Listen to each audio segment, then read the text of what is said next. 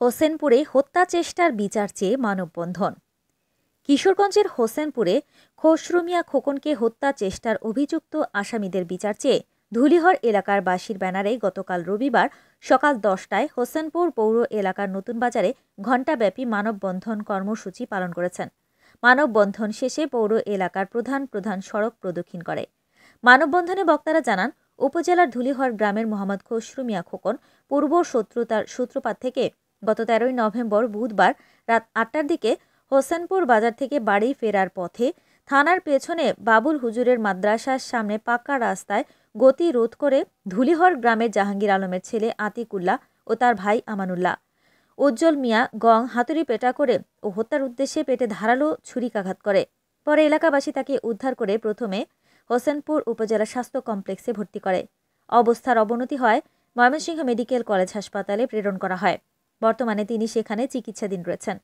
মানববন্ধনে বিচার চেয়ে বক্তব্য রাখেন উপজেলা কৃষকদের সাধারণ সম্পাদক গোলাপ মিয়া, সাবেক ওয়ার্ড কমিশনার ওয়াসিম মিয়া, বিএনপি নেতা সাদ্দাম হোসেন, খালেক মিয়া, কাজল মিয়া, চান মিয়া, পৌর ছাত্রদলের আহ্বায়ক মোহাম্মদ রাজীব মিয়া প্রমুখ।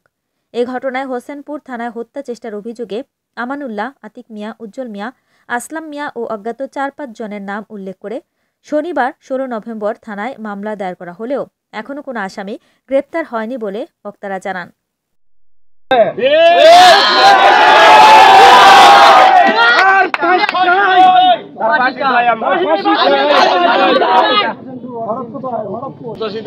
হামলায় ওরা আর খোকনের যে হাঁটুর নিচ পর্যন্ত এবং সারা শরীরে হাঁটুর নিচ পর্যন্ত হাতুর দিয়ে বাড়িয়া চুরি দিয়ে পাট দিছে, দিয়ে এরপরে তার হাতগুলো সবগুলো ভেঙে ফেলাইছে।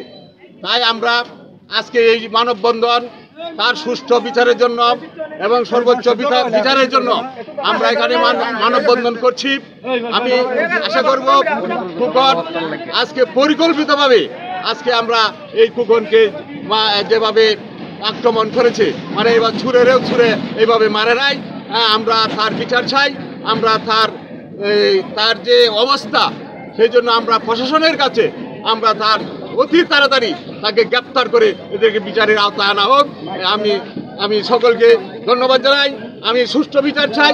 এবং আরেকটি কথা হচ্ছে, এটা খোকনের যে মেয়ে নিয়ে সংক্রান্ত ব্যাপার ছিল, সে মামলা করছে।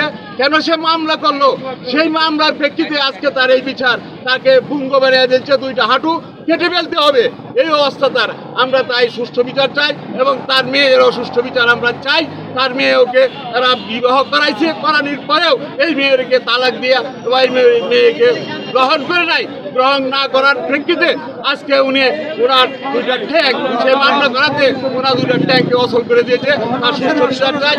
প্রশাসনের কাছে সুষ্ঠু বিচার চেয়ে আজকে আমার বক্তব্য।